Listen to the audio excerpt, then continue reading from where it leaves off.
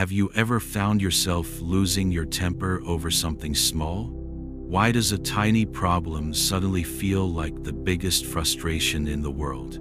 Maybe someone cut you off in traffic, or perhaps a friend said something that hurt your feelings. Have you asked yourself, why do I get so angry? Can I live without anger? Imagine this. You spill your morning tea on your shirt just before an important meeting. An easy mistake, right? Yet suddenly, anger rises inside you.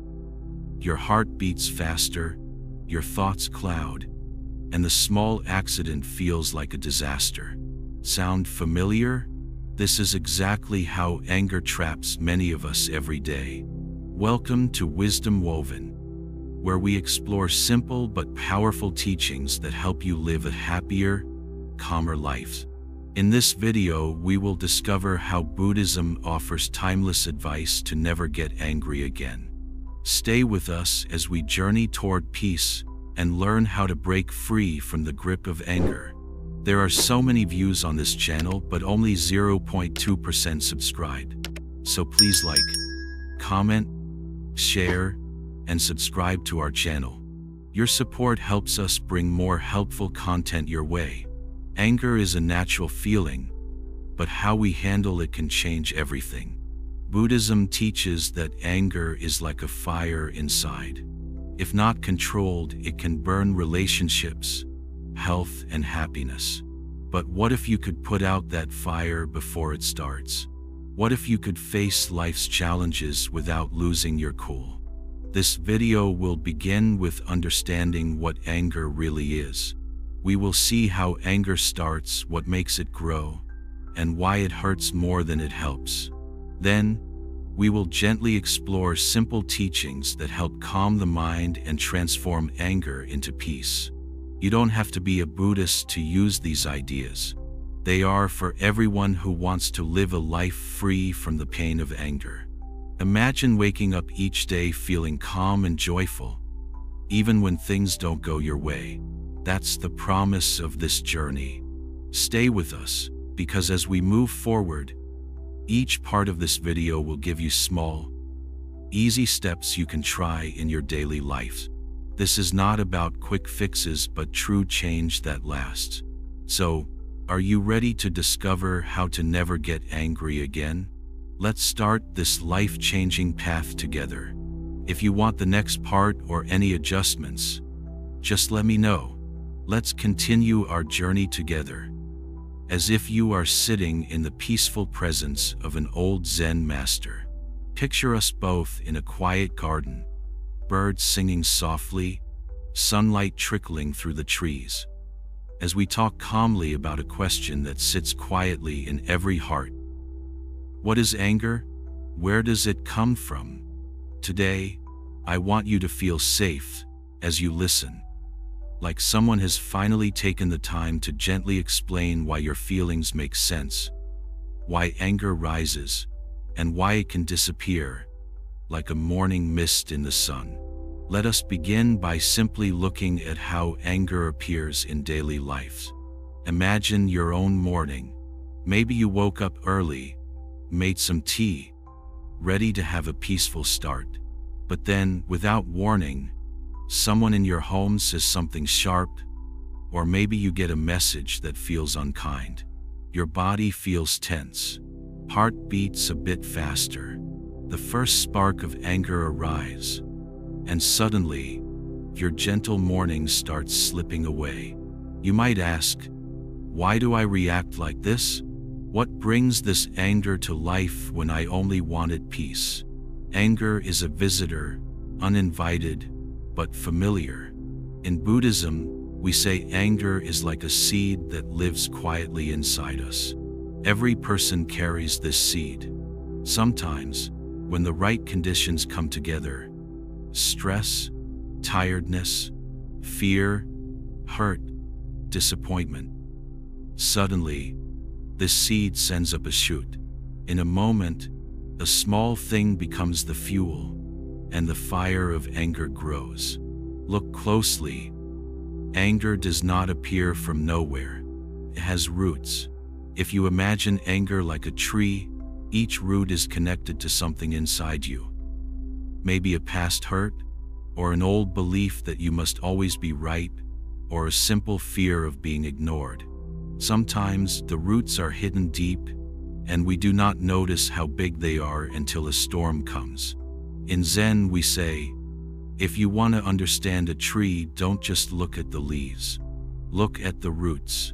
The same is true for anger.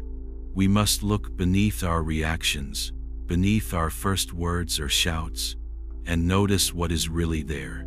Is it sadness? Is it shame? Is it the pain of feeling overlooked? Or the fear of losing control? Think of a young child who, for a moment, loses a toy. The child screams, angry and upset. But are they truly angry? Or do they just feel scared, alone, or left out? We all have a child in us, quietly hoping for kindness. Sometimes, anger is just that small child's way of saying, please, notice me. Please, help me. Now, notice how anger is different for everyone. One person may barely react when insulted, while another may explode at the tiniest slight. Why is this? Because each of us carries different stories, different wounds, different habits. Some of our anger comes from old hurts that never healed. Some comes from seeing others treated unfairly, or from the stress of too many days rushing, working, wanting more. Here, in our peaceful garden, take a gentle breath. Feel your body as it is. When you remember your own anger, see if you can find what truly lives under it. Give yourself permission to look kindly at your own pain. Buddhism calls anger a poison of the mind. Not to shame you, but to help you see that anger, if not understood, hurts you first before anyone else. Like poison, it spreads in the body, clouds the mind, makes the heart heavy.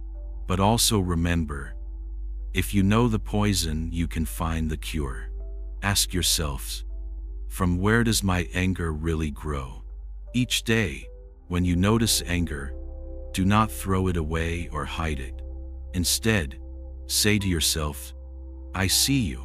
I know you are here. I am willing to understand you. This is not weakness. It is courage. It is the first step to freedom. Let's use a very simple example. Imagine you are standing in line at a shop. Someone cuts in front of you. Instantly, your mind might shout, "That's not fair."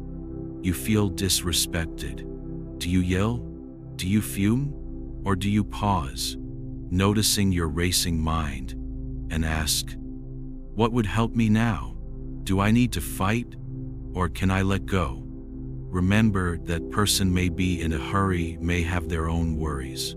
Your anger rises from your expectation of fairness, your desire to be treated kindly.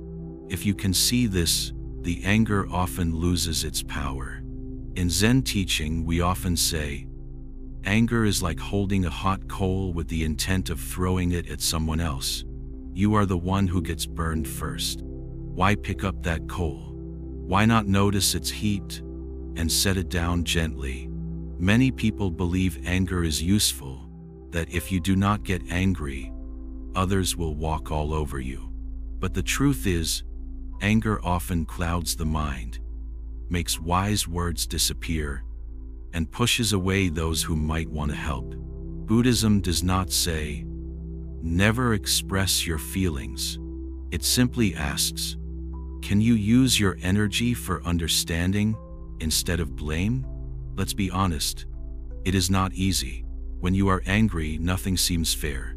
The mind becomes narrow, focused only on the problem, the pain, the I am right, or they are wrong. But here is a small secret. If you gently observe your anger, like watching clouds pass in the sky, you will see it change, soften, and even vanish. Take another example from daily life. Imagine a parent coming home tired from work. The house is messy, the children are loud, Dinner is not ready. The parent snaps, yells, says something hurtful. In that moment, the anger is not really about the children or the mess, but about exhaustion, about wanting rest, about feeling unappreciated. If the parent can recognize this root, next time maybe they pause, breathe, and say, "I am tired. I need a moment." The anger may never even appear. This is the power of seeing anger's roots. By understanding what triggers you, stress, hunger, loneliness, past wounds, you can take care of yourself before anger grows. Maybe you go for a walk. Maybe you sip some water. Maybe you smile just a little at the absurdity of life. You do not need to fight with anger. Fighting only makes it stronger. You only need to notice it, understand it, and care for yourself. In Buddhism, we call this mindfulness. Noticing your feelings, your thoughts, your body, without judgment, with the same kindness you would offer a dear friend. Try this practice. The next time you feel anger, do not rush. Pause. Feel your feet on the ground. Breathe in slowly. Ask yourself, what do I truly need? Am I sad? Am I tired? Am I hungry or hurt? This gentle question can open a door in the mind, letting in a breeze that cools your anger. Let's talk a little more about triggers. Everybody has them. Sometimes old anger carries its own memory. Maybe from childhood, maybe from a time when you were treated unfairly. When something similar happens, it is like pressing a button, and old feelings rush in. You may believe you are angry about today, but often you are feeling a pain from long ago. At such times, instead of thinking, "I should not be angry," or "I am a bad person for feeling this," try to say gently, "This is old pain. I see you. I am here for you." Just these soft words can bring relief. Anger can also grow from comparison. Have you ever noticed how seeing others succeed, or get attention, or seem happier than you, can stir up frustration? This is common. The mind wants what others have. It gets angry at the world or at itself for not matching their life. But remember, each person's story is different. Their happiness does not steal yours. If you can see comparison and jealousy when it arises, you can gently thank your mind for trying to protect you, but also remind it, "I do not need to be anyone but myself. I can be happy right here." Another root of anger is fear. It hides quietly under many strong emotions. Fear of being left out, fear of being hurt, fear of losing love. If you notice fear inside your anger, be gentle. Even Zen masters feel fear sometimes. The skill is to hold your fear with kindness, not let it turn into fire. In Buddhism, we practice returning to the present moment. Right now, are you safe? Right now, is there kindness available? Right now, can you breathe? Often, when anger appears, your mind runs to the past or future, reliving old stories, worrying about what might happen. Bringing your attention home, to this breath, this step, helps the wave of anger soften. Now, let's talk about letting go. You may wonder, how do I forgive when anger feels justified? When someone has truly hurt me, this is hard. Forgiving someone does not mean saying what happened was okay. It means you no longer wish to carry that heavy stone in your heart. You let go for your own peace. Every step you take in understanding your anger is like a gardener tending to weeds. You do not fight the weeds. You gently pull them out, one by one, making space for flowers. Over time, your mind becomes more peaceful, and anger visits less and less. It is important, too, to notice when anger is a sign that something is truly unfair or hurtful. Sometimes, anger asks us to set healthy boundaries, to speak our truth kindly, or to ask for help. Buddhism does not mean letting people walk over you. It means using wisdom instead of fire. When you feel anger, try pausing and saying, "Is there a wise action here? Can I speak firmly, but gently? Can I ask for respect, without needing to attack?" This is strength, not weakness. Remember, you are human. No one can be calm every minute. Even the great masters have lost their temper. The point is not to erase your feelings, but to meet them with patience, time and time again. Each time you notice anger, you are planting a seed of awareness. Over weeks and months, that seed will grow into patience, understanding, and peace. Some days will be easier, some harder. but every step is progress. You might find it helpful to keep a small journal. Each day, write down when you feel angry, what happened, what you felt, and what might have helped. Over time, patterns appear, and you learn what your true needs are. Do not walk this path alone. You can find friends, family, or communities who want peace as much as you do. Sometimes, sharing your feelings with someone you trust is enough to loosen anger's grip. To sum up, anger is not an enemy, but a message. It asks to be seen, understood, and cared for with gentleness. Buddhism teaches us the root of anger lies within, but so does the power to let go. You are not helpless. You are on a path of transformation. Today, you have learned to notice anger's roots, recognize its triggers, and give your feelings space. With every gentle breath, every kind word to yourself, you are already healing. In our next part, we will go even deeper, learning how the Buddha himself spoke about anger, and how his teachings can guide you every day. Until then, walk softly, notice your emotions, and know, peace is not far away. It is quietly waiting to be found inside you. Let me share today not just words, but a warm, gentle story. Like we are sitting together in a quiet temple, maybe with a cup of tea, asking, what did the Buddha really say about anger? Why do Buddhists call anger a poison? And what can these ancient teachings mean for us now, in our busy modern lives? Settle in, and let's walk this little path, step by patient step. You see, in the old days, people would go to the Buddha with their troubles. Just like you and me, they faced moments of anger, worry, jealousy. The Buddha, with calm eyes and a peaceful smile, would listen. Sometimes he would stay silent a long moment before he spoke, letting the person's pain settle, inviting them to look gently at their own hurt. This is where understanding begins. The Buddha called anger one of the three poisons of the mind. The other two are greed and ignorance. Why poison?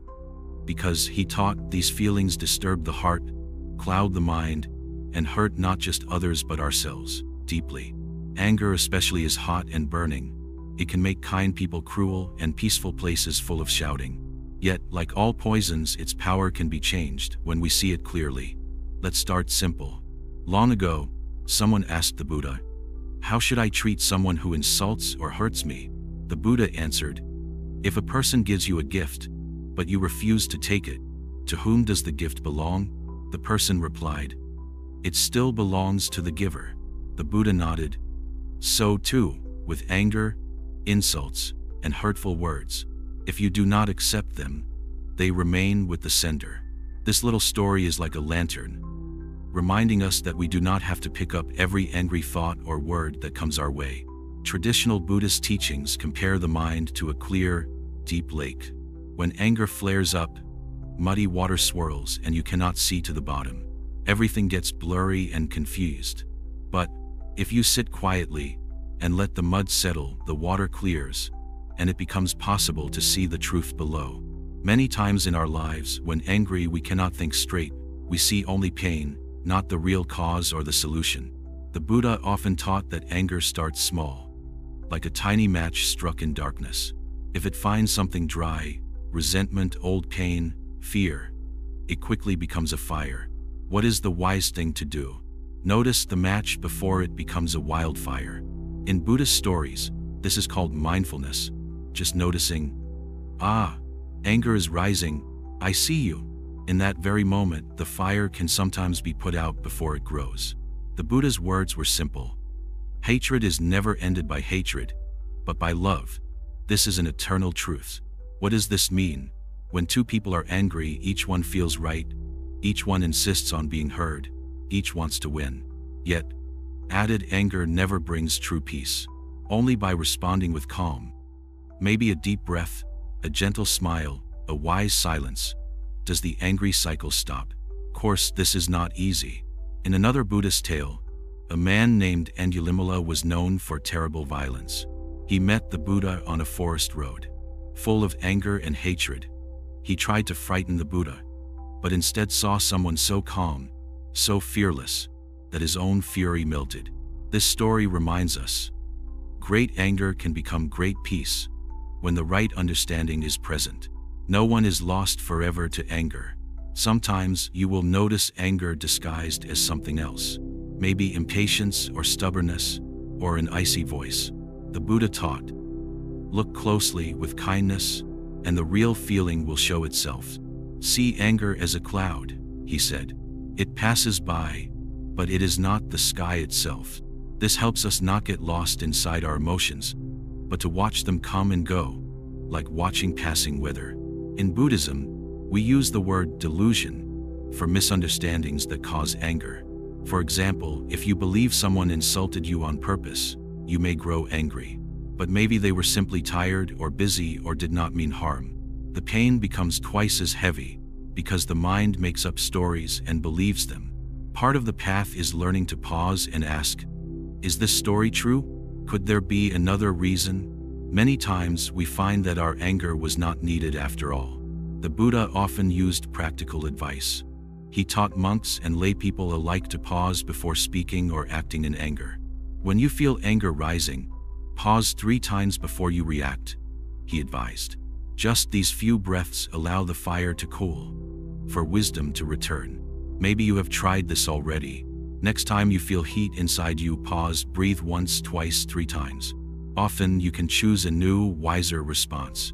Another teaching goes, just as rain cannot penetrate a well-thatched roof, so anger cannot penetrate a well-trained mind. Through daily practice, meditation, reflection, or simply being gentle with yourself, your mind becomes more like a sturdy house in a storm. Anger knocks, but you need not open the door. Let's talk about the 4 measurables. 4 qualities that the Buddha encouraged everyone to grow: loving kindness, compassion, sympathetic joy, and equanimity.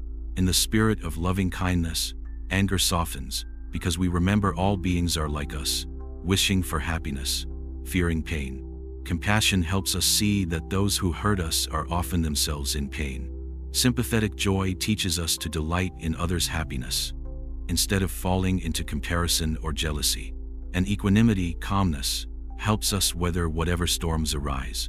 A simple practice from the Buddha. When anger appears, silently repeat, may I be well, may I be peaceful, may others be well, may they be peaceful. Even if you do not feel it in your heart, the gentle sound of these words can start to cool the fires inside. Buddhist teachings do not promise that you will never feel angry again. Instead, they offer tools, gentle and reliable, so you do not become a prisoner of anger. Feelings will come and go. What matters is your response. Each time you pause, notice, and choose patience over fire, you are practicing the Buddhist path. Another story. A monk once admitted to the Buddha, sometimes I am overwhelmed by anger. What should I do? The Buddha said, just as a mother protects her only child, so should you protect your mind with loving kindness. Think of your mind as a little child. Would you yell at a frightened child? Or would you offer comfort, understanding, and safety? Let's bring this into our daily lives. When someone pushes your buttons, at work, at home, or even in traffic, try not only to control your outer action, but notice your inner world. Is there tightness? A burning chest? Clenched teeth? Become a gentle observer. This itself is a powerful Buddhist practice. Sometimes, just watching the anger with curiosity lessens its grip. Remember, the Buddha said, what you think, you become. If you continually return to angry thoughts, your world may fill with frustration. But if, step by step, you return to calm, to understanding, even for just a few minutes, this becomes your true home. Let's explore a little deeper. Anger is not always loud. Sometimes, it is quiet, resentment, silent judgment, the habit of bitterness or sarcasm. The Buddha taught that these too are poisons. They linger and affect every part of life. But through mindful awareness and honest reflection, you can gently uproot them. One of the kindest Buddhist practices is begin again. If you slip, if you yell or lose your temper, you do not need to judge yourself harshly. Instead, notice it, offer yourself forgiveness, and begin again. Like sweeping leaves from a path so you can see clearly once more.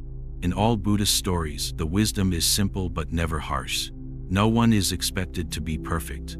The journey is to become a little more awake each day. See the roots of anger, touch them softly, and learn to let them go.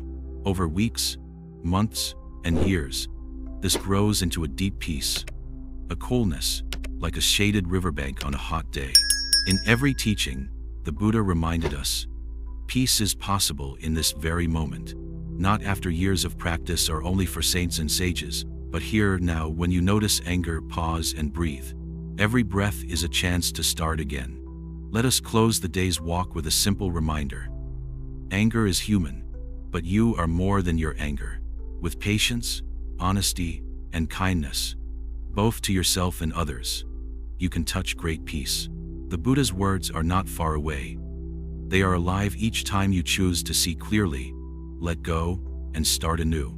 Tomorrow we will talk together about the science of mindfulness and how ancient wisdom meets modern understanding. For now, walk gently, breathe, and remember, the doorway to peace is always open. Let us settle in, as if you and I are sitting together on a quiet morning. Imagine warm sunlight dappling through the bamboo, the distant sound of birds, perhaps the gentle trickle of water. With a little peace around us, let's talk about something both ancient and new, the science of mindfulness, and how it connects the wisdom from Buddhist teachings with discoveries from modern life. Our journey today is simple and honest, as if we are two friends sharing tea, exploring how mindfulness can help us deal with anger, stress, and the storms inside. First, let us ask, what is mindfulness? In Buddhism, it is called sati, which means remembering to pay full, gentle attention to what is happening right now. Your breath, your thoughts, your surroundings, your feelings. It is like listening to your own heart without rushing, judging, or wishing things were different. Imagine a child looking at a butterfly with wonder. That is the spirit of mindfulness. Now, for thousands of years, Buddhist monks and lay people have practiced mindfulness, just sitting, walking, or eating, but doing so with awareness, not lost in yesterday's worries or tomorrow's plans. They found that when we do this, anger fades, sadness softens, and life feels richer. The mind becomes clear like a still pond. Today, many scientists are also studying what happens to the body and mind when we are mindful. They use special machines to look inside the brain, and what they find is truly amazing. When you practice mindfulness, parts of your brain linked to calm, focus, and kindness become stronger. The areas linked to stress and anger actually become less active. It's like watering the seeds of peace inside you. Soon, a garden starts to grow. Let's picture an ordinary day. Maybe you wake up already worried. The mind races. So much work. What if I forget something? Why did my friends sound upset yesterday? Now, the old habit is to let these thoughts roll like a heavy stone downhill. But what if, instead, for a moment you just pause? You feel your breath, soft, cool air entering your nose, warm air leaving. You listen to the sound of the birds, or the gentle hum of city life. You remind yourself, this is just a feeling, it will pass. That is mindfulness, and it works like a tiny anchor in a stormy sea. When you're mindful, you notice anger as it begins. Maybe as a tight jaw, a clenched fist, a hot rush in your chest. Instead of reacting right away, shouting, blaming, or sulking, you walk a little slower, breathe a little deeper, and just watch what is happening inside. Hello, anger. You might think, I see you.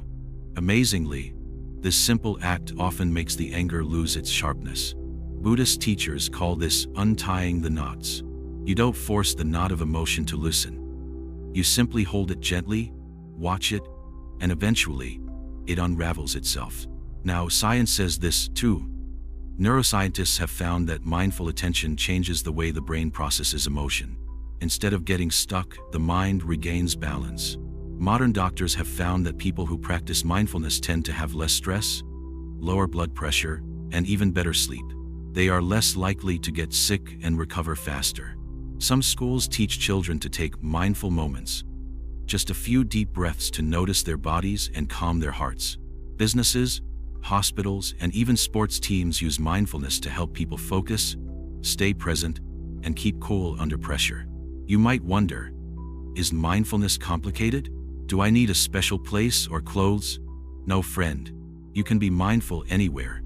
Washing your hands, drinking water, walking down a busy street. The trick is to bring all your attention to whatever you are doing, and do it gently without harsh judgment. Let's practice here and now. Take a slow, deep breath as you listen. Feel how the air moves in, fills your chest and softly leaves. Notice what sounds you hear, how your body feels against the chair. If a thought comes, "What will I eat after this?" simply nod to it and return to the feeling of breathing. This is all. Even a few quiet breaths can help settle swirling thoughts. Buddhism teaches the 4 foundations of mindfulness: awareness of body, feelings, mind, and the world. For example, while eating, you notice the color and smell of your food, how it feels as you chew. You notice if you are hungry or eating because you are stressed. As you walk, you feel your feet touching the ground, the gentle sway of your arms. In conversations, you listen fully, without thinking about what you will say next. Scientists have learned that these habits actually change the brain, like rain changing the shape of a mountain over time. New pathways of calm, patience, and joy grow stronger. Old roads of anger and sadness grow faint from lack of use. But remember, mindfulness is not about being perfect or calm all the time. Sometimes you will forget and be swept away by a wave of anger or worry. That is natural. When you remember again, when you see, I was lost, you gently guide yourself back without blaming or scolding. This kindness to yourself is as important as meditation. Perhaps you wonder, "But my life is so busy. I cannot sit on a cushion for hours." Good news. Buddhism says even a few mindful breaths, before talking to someone, before eating, before going to sleep, can make a difference. It is not the length, but the quality, the honest attention you give. Let's look at a simple story. Imagine a monk is sweeping the path. Another monk asks, "Why do you sweep with such care?" The first replies, "When I sweep, I am only sweeping. I hear the bristles, watch the dust, feel the motion of my arm. Nothing else." In this way, even a simple task becomes peaceful. Can you see how mindfulness connects ancient tradition and new science? Both say, when you pay loving attention to now, suffering and anger fade. Over time, you become less carried away by trouble and more balanced, as if your heart had grown a deeper root. Some teachers suggest little mindfulness bells. It might be your phone vibrating, a red light, a gentle breeze. Each becomes a reminder. Am I awake right now? Am I peaceful? If not, can I return, just for a breath? Gradually, life becomes a series of small awakenings. Recent studies show mindfulness not only helps with anger and stress, but also with pain, loneliness, and even addiction. When people become aware of their feelings without pushing them away or holding on too tight, those feelings lose their grip. One doctor said, "Mindfulness teaches you that pain is real, but suffering is optional. You can learn to ride the waves of life without being dashed against the rocks." Mindfulness helps relationships, too. When you listen mindfully to a friend or family member, you hear more than just their words. You feel their heart. Angry arguments cool because both people feel seen and respected. Modern couples and families who practice mindful listening find more peace and fewer fights. If you ever feel lost or your mind won't rest, try this. Sit quietly, close your eyes and feel your breath. When a thought comes, gently say, "Not now." Return to your breaths. If you notice anger, imagine it is a cloud passing by. Keep watching kindly as each emotion comes and goes. Over days, weeks, even years, you will feel lighter and more alive. A Buddhist teacher once said, "Mindful awareness is like sunlight in a dark room. The more you open the window, the brighter everything becomes." Step by step, you learn to see your anger, your worries, your joys, and your sadness, not as problems but as passing guests. Science and Buddhism now walk hand in hand. Both say your mind is not a fixed stone, but a living garden. With attention and simple care, you can transform weeds into flowers, wildness into peace. Let us finish today's gentle talk with a little reminder. Mindfulness is not magic or mystery. It is just honest attention and kindness, practiced again and again. Be patient with yourselves. The more you practice, the easier it becomes. Soon, moments of anger grow shorter, smiles come more easily, and each breath feels full of life. In our next meeting, we will look deeper at the art of detachment. How to hold your feelings lightly, loving life without clinging too hard to pain or pleasure. Until then, notice the small moments, breathe with awareness, and know that each step you take is a true return to your peaceful heart. Let's meet again in our quiet garden. The wind is gentle, the world a little softer. We have spoken about anger, mindfulness, and how to begin seeing our feelings. Today, let's talk about something you might have heard before but never truly explored. The art of detachment. What does it mean? Why is it important? And how can you, in your busy life, learn to hold your emotions gently? To own them, yes, but never let them own you. Imagine for a moment you are holding a stone in your hand. First, it feels light, but keep holding it. Time passes, your arm starts to ache. The stone feels heavier. In life, our worries, our anger, our pain, when held tightly, they grow heavier too. Detachment is not dropping the stone in anger or denial, nor is it pretending you never had it.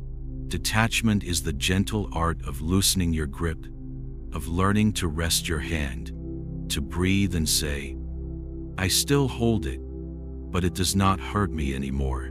Let's make this real with a story. Imagine a little boy at the beach. He builds a sandcastle, works for an hour, shaping towers and walls. Suddenly, a bigger child runs by and knocks it down. The younger boy cries, shouts, even tries to push the other child away. His afternoon is ruined, not because the sandcastle is gone. Castles always fall, but because he cannot let go. He is too attached.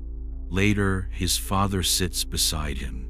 Instead of fixing the castle, they watch the waves, feeling the sand together.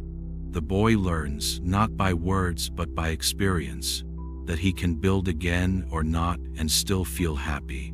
This is detachment. Seeing things rise and fall, feeling joy and loss, but learning not to cling. Buddhism asks us, can you love without chains? Feel deeply, but without knots. Why is this so hard? Because we all want things to last. We invest our heart in our work, in people, in our dreams. But the world changes, jobs are lost, friendships shift, even our own bodies grow old and frail. When we hold on too tightly, every change feels like loss.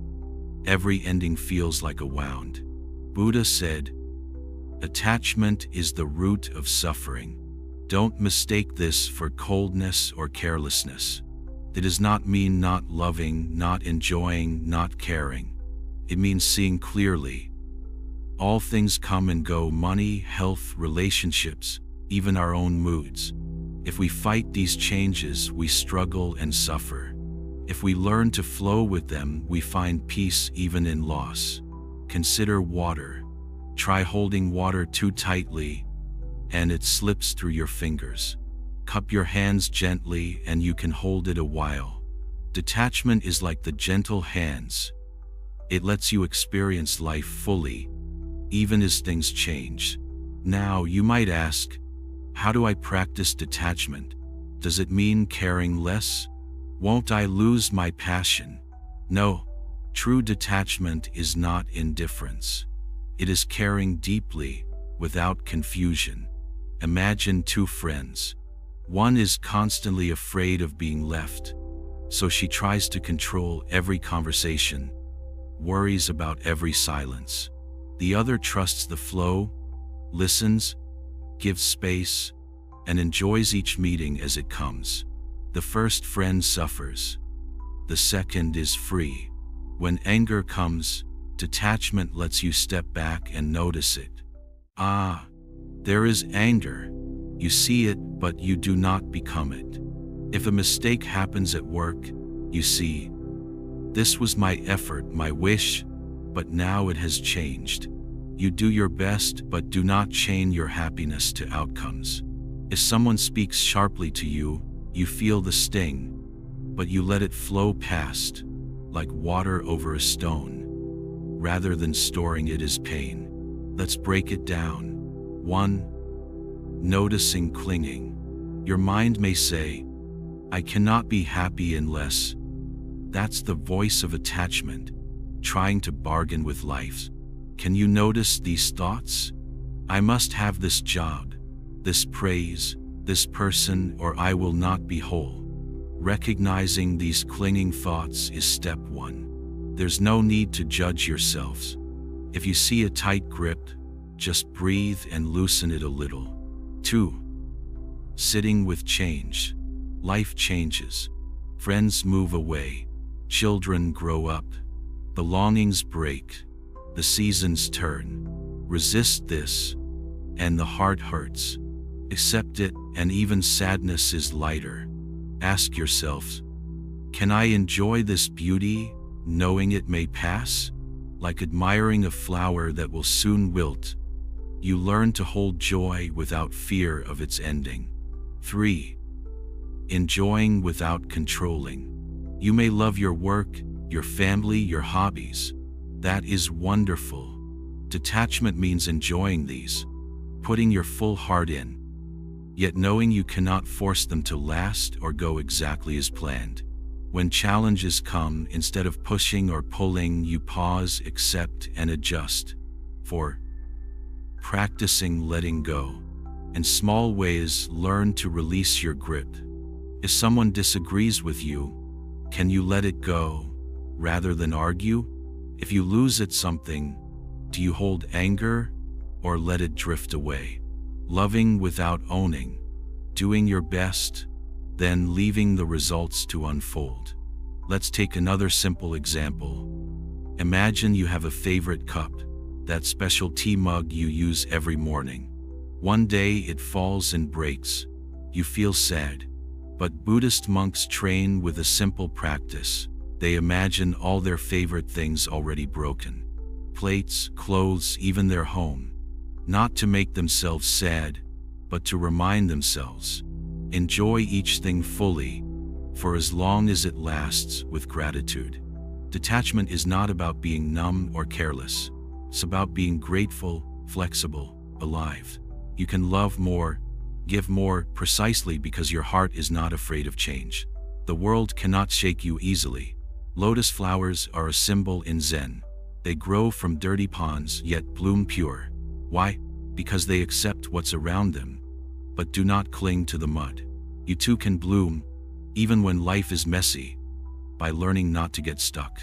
When you feel anger or frustration, try this gentle practice. 1. Pause. 2. Notice what you are holding tightly.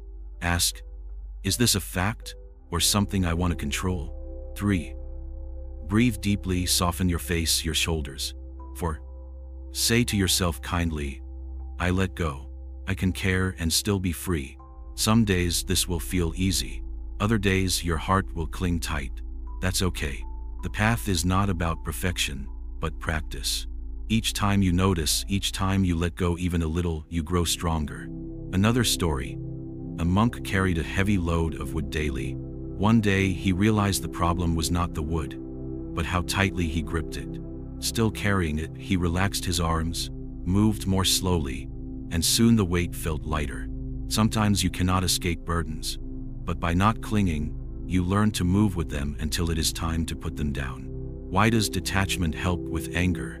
Because when you're attached to being right or getting what you want, any challenge makes you mad. When you accept, this is not in my control, it calms the storm inside. You focus on actions, not outcomes, on the process, not the victory. Children and detachment. Notice how children play. They laugh, fight, forgive, move on, no long grudges. They feel fully, then let go. As adults, we forget this. We hold old grudges, old failures, old pains. Sometimes, to learn detachment, watch a child. Does detachment make me cold? Never. Imagine a tree in the wind. If the tree is too stiff and attached, it breaks. If it moves, dances with the wind, it bends but never snaps. So too with your heart, be flexible, be loving. In Buddhism, wise teachers say, be in the world, but not of it. Don't run from life, but don't let it tie you in knots. You can enjoy food, friends, work, success, even comfort. When they go, you thank them and remain peaceful. If someone hurts you, detachment helps you pause before reacting in anger. This pain is real, but I don't have to make it my only truth. I can forgive, step aside, or answer calmly. This is real power. Letting go of attachment creates space for new things. Life brings new joys, new lessons. With open hands, you are ready to receive. The Buddha himself taught monks to live with little, no big house, few possessions, no clinging. Not because things are bad, but because holding them too tightly brings headaches. He showed, by example, that real freedom is inside, not outside. If you want to start today, try little steps. When you lose something, pause, breathe. Say, it was good. Now it's gone. When you win, thank life but don't cling. When you feel angry, ask what you're really holding. Practice gratitude for what's here. Each moment, each friend, each breath. Unique, precious, not guaranteed. Imagine your heart as a gentle river. When it flows freely, it nourishes all. When you dam it, cling to anger or old pain, the water grows muddy. Release and it will clear with time. You cannot stop storms from coming, but you can become the tree that bends, not the branch that breaks. This is the secret of detachment, the open hand, the peaceful heart. May you practice this gently with patience. It may take a lifetime, or it might start today with one breath. Each step, each letting go is a piece of freedom. Next time we meet, we will talk about growing compassion. How wishing well for yourself and others can dissolve even the deepest anger. Remember, you are strong enough. Your heart knows the way. Come, let us return to our quiet, peaceful corner beneath the trees. Together. The sunlight is warm. A gentle breeze moves the leaves. In our earlier talks, we've walked through the forests of anger, mindfulness, and letting go. Today, dear friend, let us talk about something that grows naturally in open hearts. Compassion. If anger is a flame that burns us and others, compassion is the cool, clear water that soothes and heals. Let's learn, step by step, how true compassion is the strongest medicine for anger. First, what is compassion? In simple words, compassion is when you see someone's pain or struggle, and your heart softly whispers, "May you be free, may you be happy." In Buddhism, the word is karuna. It isn't just kindness or sympathy. It's the deep wish to help ease another's suffering, and often, your own as well. You may wonder, can compassion really defeat anger? Each of us knows how strong anger can be, but just wait. Imagine two people. One has fire in her words, quick to shout, quick to judge. The other listens, speaks gently, even when others are cruel. Which one is happier, more free?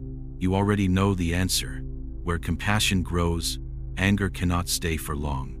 Let's see a very simple story. One rainy day, a farmer found a snake shivering in the cold, almost dead. The farmer took pity. He picked up the snake, warmed it in his coat. By and by, the snake woke and bit the man's hand. Not out of meanness, but habit. The villagers asked, "How can you forgive this snake?" The farmer replied, "If I grow angry, I suffer twice. Once from the bite, again from hatred. Compassion makes my heart whole again." This story shows us a truth. When you react to hurt with anger, your pain doubles. But if you meet hurt with compassion, even your wound can become a doorway to healing. Many of us feel anger when we are ignored, misunderstood, or mistreated. Sometimes, this anger seems so strong, it feels impossible to soften. But look closer. Every angry person is just someone who hasn't found peace yet. Maybe they are in pain, frightened, or lost. If you practice, when anger rises, try asking, not why did this person hurt me, but what pain must they carry to act this way? Sometimes, people are rude or harsh because they don't know how else to ask for help. This view changes everything. Buddhist teachers say, hate never ends hate. Only love ends hate. The trick is not forcing yourself to feel sweet or fake forgiveness. It is simply becoming curious about the other person's suffering. When you see someone lashing out, remember, happy people rarely hurt others. Let's try a small practice right now. Think of a time someone made you angry. Close your eyes. Imagine them standing before you.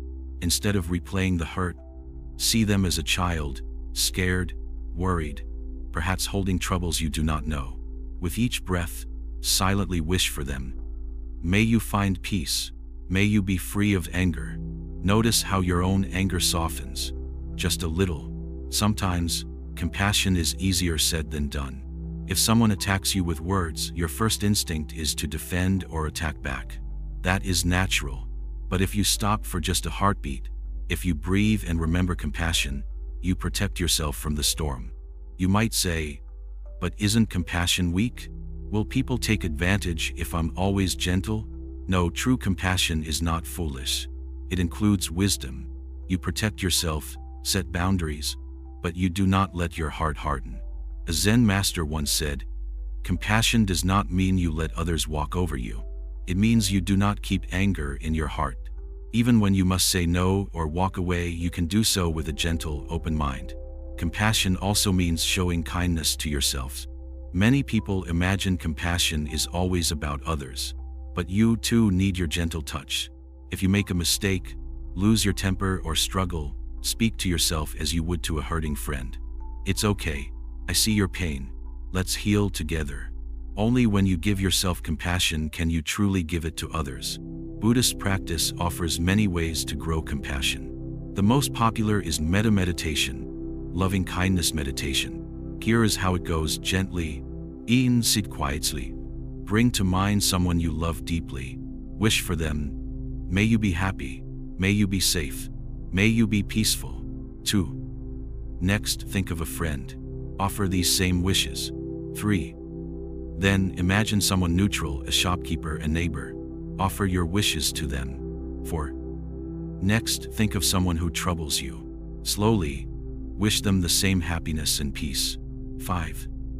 Finally, offer these wishes to everyone in the world, including yourself. At first, your heart may resist, especially with difficult people. That's okay. With practice, your compassion grows stronger, the way muscles grow when you exercise. Let's talk about daily life.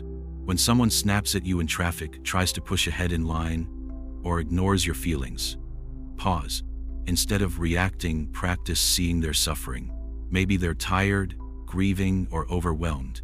Instead of why me? Ask, what pain lives inside them? Doing so, your anger shrinks, space appears, and sometimes, even kindness emerges. When you make this a habit, life changes. Arguments at work, misunderstandings at home, even strangers' rudeness bother you less.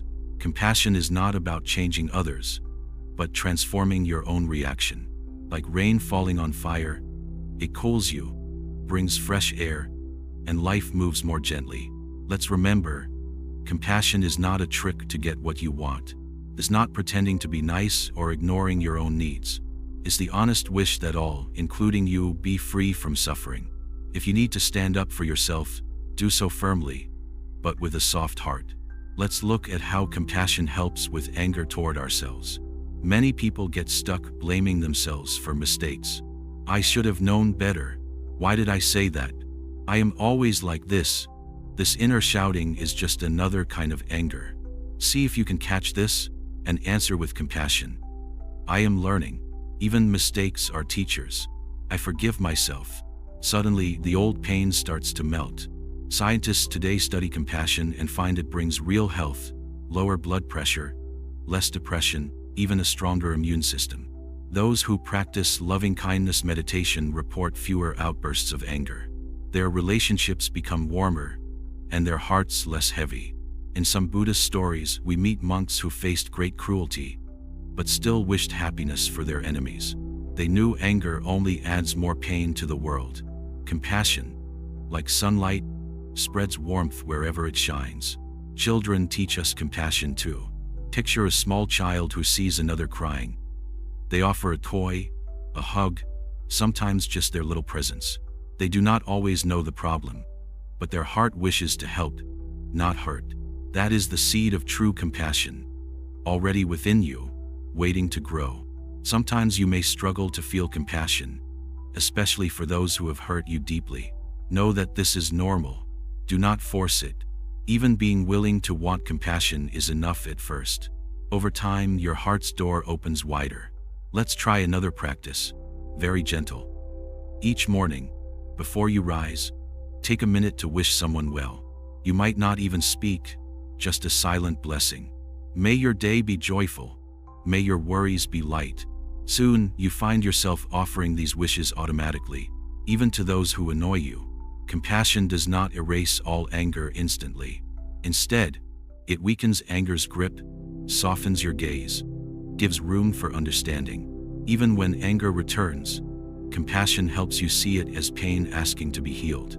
Let's return to the garden where we began. The best soil for kindness is where sunlight and rain both visit.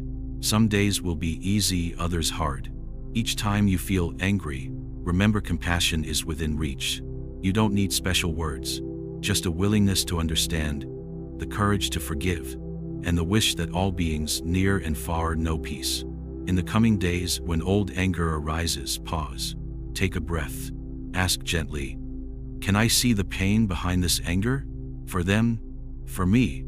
With patience, your answer will come, and each time, compassion will feel more natural.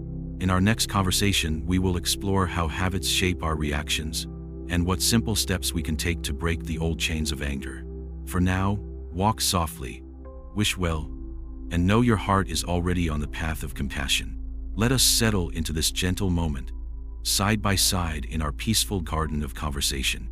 The sunlight touches the leaves, a soft wind carries the scent of earth, and we breathe slowly, in and out. In our last talk, we opened our hearts to compassion. Today, let's explore something everyone shares yet seldom sees clearly: our habits, especially the ones that lead us into anger again and again. You might think, why do I get angry so quickly when things go wrong? Why do I react before I even have time to think? The answer, dear friend, lies in the mysterious world of habits. In Buddhism, habits are like grooves in the ground made by a river. Every time the water flows down the same path, the groove grows deeper. So too in our minds. Every time we react with anger or worry, that path becomes easier for our feelings to follow. Let's start with a simple story. Imagine a farmer who always walks the same way from home to the fields. First, the grass is tall, but with each journey, his footsteps wear a track into the earth. Soon, even when he wants to walk a new path, his feet automatically find the old one.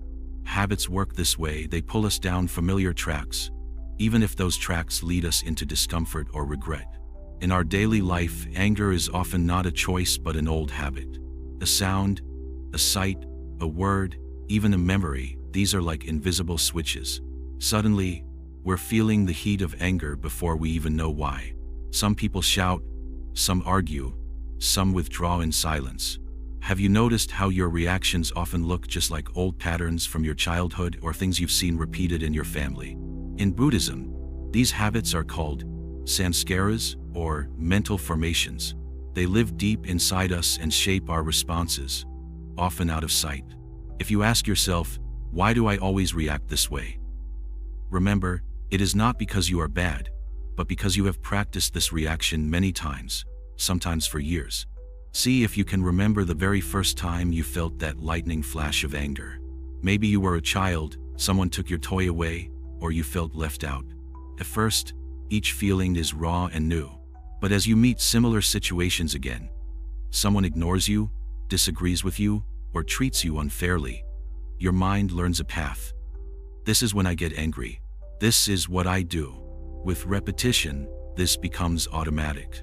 Let's look closer. Habits aren't just in how we feel or react, but also in our words and thoughts. Do you find yourself repeating the same angry stories in your mind? Why does this always happen to me? Why can't things just go smoothly? People never listen. These stories become grooves too, and pull us into emotional storms without warning. But here is the wisdom. Habits can be changed, just as muddy tracks can be filled with soft sand and planted with flowers. How do we start to change the habit of anger? The first step is becoming aware. Today, whenever you sense a spark of irritation, just notice it. Ah, there is my old friend, anger. No judgment, no blaming, just gentle awareness. Like a kind gardener, you notice which paths need tending. It helps to see anger not as an enemy, but as a signal. It tells you where your mind is trained to go. If you watch closely, you may notice that anger always arises under certain conditions. Being tired, feeling rushed, being interrupted, feeling unappreciated. Sometimes, it's triggered by people who remind you of past hurts. Let us use an example. Every evening, you come home from work, feeling exhausted. A family member asks you a simple question, but you snap at them. Later, you regret it. If you trace your steps, you can see the pattern, the tiredness, the question, the automatic reaction. If this happens often, it becomes your habit trail. But if one evening you pause, take a breath, notice your tiredness, and answer kindly, you create a new path. The change is small, but over time, your reactions soften. Some Buddhist teachers suggest keeping a little habit journal. Each time you feel angry, write down what happened, what you felt, and what you did. Over days, you'll begin to see the repeating patterns. Awareness brings freedom because you cannot change what you cannot see. Another helpful practice is rehearsing a new response in your mind. Imagine a situation where you often get angry. Picture it clearly. This time, instead of exploding, see yourself taking a breath, relaxing your body, answering softly, or even just walking away. Do this again and again. Your mind grows familiar with the new path, and when the real moment comes, it is easier to choose peace over anger. Remember, habits are stubborn not because you are weak, but because they have deep roots. Be patient. It's like training a puppy. It will forget, get excited, make mistakes, but if you guide it gently, day after day, it learns. In Zen, we say, the biggest tree began as a tiny seed. Each effort to notice your habit, to choose differently, is a seed. Water it with patience, sunlight of awareness, and it will slowly grow. Let's talk about self-forgiveness.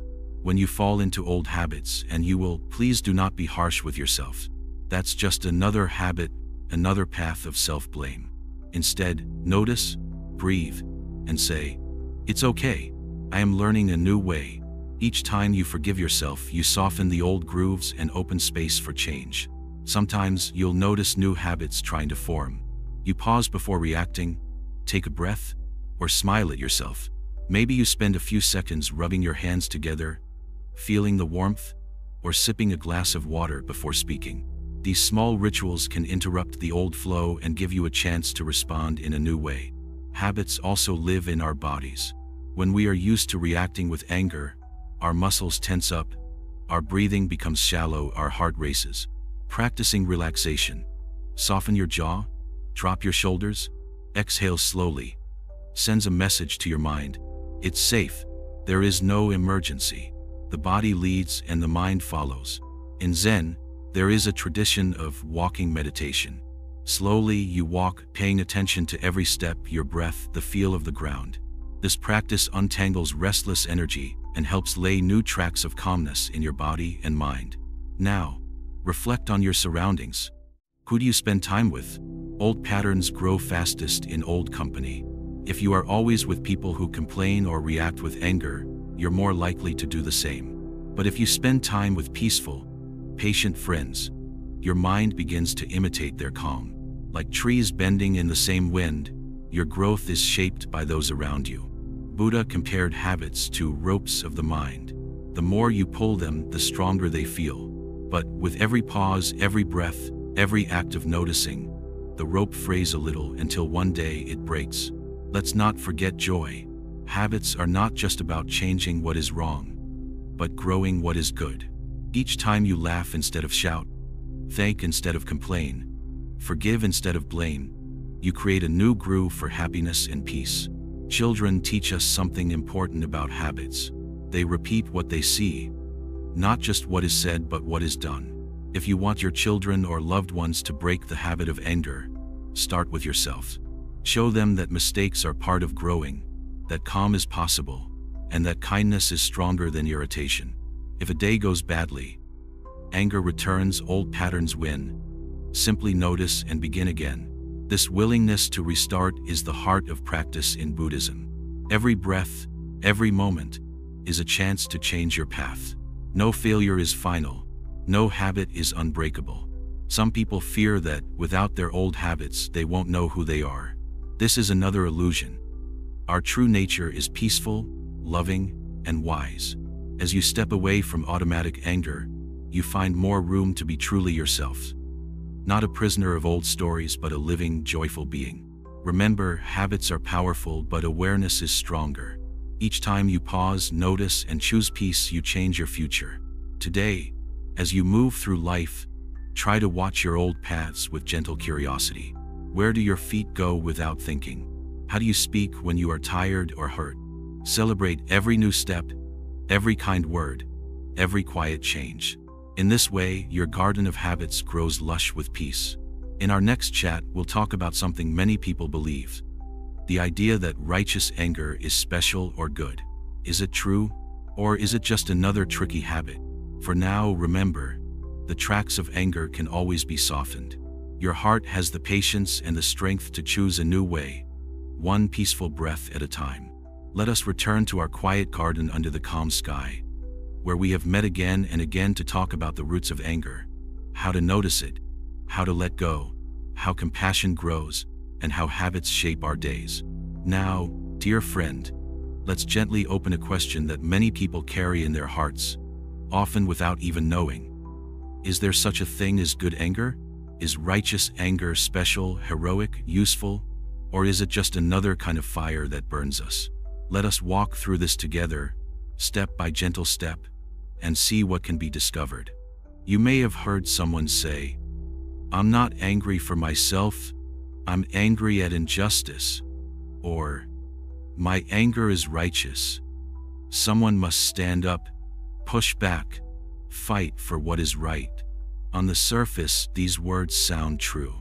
After all, shouldn't we resist unfairness, defend the helpless, stop what is wrong? Let's look at this with clear eyes. In Buddhist teachings, every feeling deserves to be seen honestly, but also to be understood deeply, not just accepted because it feels strong, but studied as a gardener studies a strange, powerful seed. The Buddha did not tell us to be silent in the face of wrongdoing. He taught us to use wisdom, kindness, and clarity. First, what is righteous anger? The idea is simple. Anger that comes when you see harm or injustice, anger that calls to action, anger you believe is pure or noble. You may feel it when you witness cruelty, see someone bullied, or hear about something unfair in the world. The heart rises up. This must stop. There is energy and a kind of heat that pushes you to speak, to act. Let's pause and reflect. Is this truly different from ordinary anger? Or does it come from the same roots? Shock, sadness, helplessness, a wish to control what hurts us. If you look closely, even righteous anger brings tension to your body, clouds your mind with strong emotion, and sometimes leads to harsh words or actions you may later regret. Imagine a village where a bully picks on smaller children. The villagers become angry, not out of selfishness, but to protect the weak. This energy can lead to helpful action, standing up, speaking out, creating safety. But if anger stays in the heart, it can poison the very help that's needed. Soon, people start shouting, blaming, even becoming harsh themselves. The circle of anger widens, pain spreads, and no one is truly healed. Buddha once said, "Being angry at another is like throwing hot coals with bare hands. both people get burned. Is this less true if your cause feels just? The pain of anger still visits you, gathering in your muscles and bones, tightening your chest, muddling your mind. The words you speak in anger, even when standing for good, can hurt others, shut ears, and build new enemies. Let's not be confused. True, meaningful action against injustice does not require us to burn with anger. It asks us to see clearly, speak firmly but gently, and to act with compassion, not to be swept away by hatred or a sense of being better or more pure than others. Think of people in history who brought real change, wise teachers, peaceful leaders, even the Buddha himself. Were they never upset by wrong or cruelty? Of course not. But they learned to transform the energy of anger into determination, into calm speech, into wise action. Instead of using anger to attack, they drew from deep wells of courage and love. In one Buddhist story, a monk comes across a thief stealing from the temple. The monk does not shout, threaten, or hate. Instead, he speaks with honesty. "Friend, you do not need to do this. We can share what we have. Let's find another way together." The thief, surprised by the monk's calm and care, puts down what he stole and begins to cry. True change is a result of seeing the humanity in others, even when they do wrong. Now pause and check your own heart. When you feel righteous anger, does it leave you lighter, with more hope and clarity? Or does it leave you shaky, wired, restless, sad, or bitter after it passes? Honest anger that is seen and softened can turn into courage, wisdom, even fierce love. But anger that is not understood leads to cycles of harm, inside you and out in the world. You might ask, so should I do nothing when people are hurt? Is it wrong to feel angry at injustice? Of course not. Feelings arise naturally, especially when you care deeply. Buddhism never tells us to ignore suffering or to turn away from pain. Instead, it gently asks, what will help most? Will your words, your actions, your heart be more powerful if carried by clarity and kindness, or by blistering anger? Let us try a small practice together. Next time you are upset by a news story, a work problem, or an unfair event, pause. Feel the rush inside. Say, "This is hard. I care about this deeply." Notice how your body feels, how your breath speeds, how your thoughts race.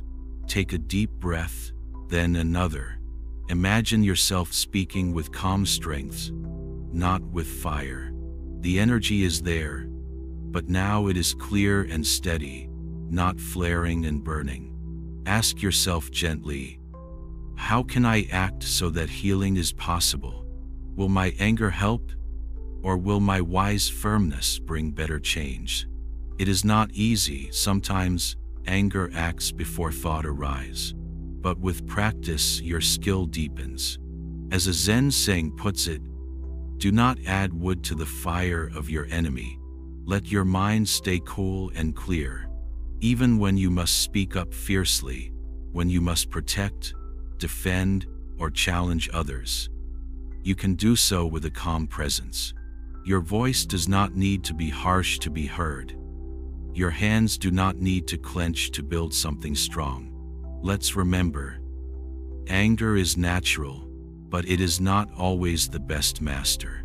Righteous anger can stir the waters, but only compassion and wisdom build bridges across them. The goal is not to destroy your anger, but to learn from it. See its root, use its energy wisely, and return to stillness as soon as you can. There is a story of the Buddha meeting a cruel king. The king tried to provoke him, insult him, challenge him. The Buddha stood calm, soft eyes steady, not answering insult with insult. When finally the king was exhausted, the Buddha spoke kindly. "Your words are yours. I need not take them." In that moment, the king's anger broke, and a small seed of change was planted. Sometimes, strong leaders or parents believe anger makes them powerful, able to control those around them. But true power comes not from force, but from clarity, patience, and trust. A wise presence changes hearts, not because of fear, but because of respect and understanding. You can be firm, set boundaries, stand up for justice, all without letting anger rule inside you. Imagine a strong tree, its roots deep, its trunk steady, its leaves dancing in any wind. So can your heart be, open to the world, unshaken by storms, able to give shade and shelter. Let us finish today with a gentle reminder. The thought that my anger is special is itself a habit, a story the mind tells. Look deeper. If your cause is true, it does not need sharpness. It needs steadiness, compassion, and wisdom. The fire of anger burns fast and out of control. The light of wisdom glows all night and all day. The next time you feel righteous anger, pause and listen. What does it want to become? Can it be softened, transformed, used as fuel for steady, loving action? Each time you choose clarity over rage, you build a life of true strength, a life where peace and justice can grow together. When you leave our garden today, carry this in your pocket. You do not need anger to protect what's right. You need courage, honesty, and a heart open to everyone, even those who seem hardest to forgive. The way of Buddhism and of peace is not fire or ice, but a calm river that shapes the land gently over time. In our next quiet talk, we will explore practical mindfulness, simple steps anyone can try to start changing how anger appears and fades. For now, let your anger be a teacher, not a master, and walk gently on. Come, find a calm spot in your day, maybe on the edge of your bed, in a chair, near a window. Together, we will speak about practical mindfulness, about gentle ways to train your heart and mind so anger does not take over so easily. Imagine for now that you are a beginner in a Zen garden, not here to be perfect or wise, but simply to start. Mindfulness, you see, is a soft returning. It's not some big, complicated trick. It means paying full attention, right here and now, without judgment. You're awake to life as it happens, even if it isn't easy or pleasant. In earlier talks, we described how mindfulness helps you notice anger early, before it becomes a wildfire. But how do you get started if your mind feels wild or distracted? Let's reach for the simplest practice, mindful breathing. Right now, bring your attention to your breath. Inhale gently, noticing the cool air. Exhale, feel the warmth leaving your body. You are not trying to change anything, just watching. If your mind wanders, it's not a failure. Just gently notice and bring it back to the breath. For a minute or two, let everything else wait. At first, the mind may leap around. Thoughts of work, family, worries, or plans. That is all right. Like a puppy, your mind is curious and easily distracted. Mindfulness is not scolding the mind, but calling it home. Again and again. Each time you return to your breath, patience grows. You might wonder, how does this help with anger? Here is the wisdom. When you are lost in anger, your breath tightens, your thoughts get stuck. If you can catch yourself just a little and return to your breath, you give yourself space. Instead of reacting right away, you pause. Often, this small pause changes everything. Another practice is mindful moments. Throughout the day, take a simple activity and give it your full attention. Washing your hands, notice the feel of the water and the sound it makes. Eating a snack, smell, taste, chew slowly, feel the food. When you're walking, pay attention to the soles of your feet pressing into the earth. Each moment you offer your full attention is a practice, watering the seeds of mindfulness. These habits slowly train your mind to stay present when things are stressful. Next time anger stirs, it's not such a stranger. You recognize it sooner. You might say, "There you are, old friend. Let's pause together." The more you do this, the more natural it feels, like finding a steady handrail on a steep stair. Many people find it helpful to set mindfulness bells for themselves. You could tie your practice to daily tasks. Every time you hear the phone ring, take a deep breath. When you see a red light while driving, relax your shoulders. When someone says your name, pause and feel your body. These tiny points of awareness add up until mindfulness becomes part of your day, not something special or far away. Let's try a little meditation together, step by step. 1. Sit comfortably with your back gently straight. 2. Rest your hands in your lap or on your knees. 3. Close your eyes or soften your gaze. 4. Notice your breath. Feel it move in and out. 5. If thoughts come, let them be like clouds, passing, not held onto. 6. When you notice you've wandered, bring your attention back to the breath. 7. Do this for 5 breaths. If this feels good, try for 10 breaths tomorrow. You do not need a cushion, special clothes, or incense. Just your attention and a little kindness to yourself. When anger or worry shows up, try not to fight or judge it. Just include it in your awareness. It is part of your experience, like a rain cloud in the sky. Sometimes, people feel restless or sleepy when they start meditation. That's normal. Each time you sit, you train your mind to come back, to settle, to find a little more peace. Another practice is the body scan. Sitting comfortably, slowly move your attention from your head down to your toes. Notice any tightness, pain, or comfort. As you breathe, imagine sending warmth or light to tense places. This soft attention often relaxes the body and brings calm. When anger comes, you may sense it as tight shoulders, a hot face, a heavy chest. By noticing it, you help the feeling soften. Being present when talking to others is also powerful. When someone speaks, instead of rushing to answer or disagree, just listen. Use mindfulness to notice their tone, their words, their feelings. Sometimes pause after they finish, just a moment of silence before you speak. This is one of the best ways to keep anger from growing in conversations. Another helpful trick is labeling. Silently name what you feel. Anger is here, or I feel hurt. Simply putting words to feelings gives distance. It helps you remember, this is a feeling, it is not all of me, it will pass. You can also practice mindful walking just as monks do in Zen temples. Walk slowly, feeling how your heel touches down, how your foot rolls, how your weight shifts. Each step is a new moment, a new focus. If you get lost in worry, gently return to your steps. Mindfulness can be part of every daily task, not just quiet moments. When you clean, cook, garden, or tie your shoes, pay attention. Notice your breath, your movements, your senses. This doesn't have to be perfect. Even a few seconds of full attention is enough. Over time, these small practices give you a new kind of strength. When life becomes rough, when someone is rude, when plans fall apart, you will be less likely to be swept away by anger. You'll have a habit of coming home to yourself, of breathing and waiting before responding. If you want a short phrase to help you, try pause, breathe, begin again. Say it to yourself when stress or anger stirs. It acts like a little bridge back to mindful attention. You may find that on some days mindfulness feels easy, your mind is quiet, your heart is light.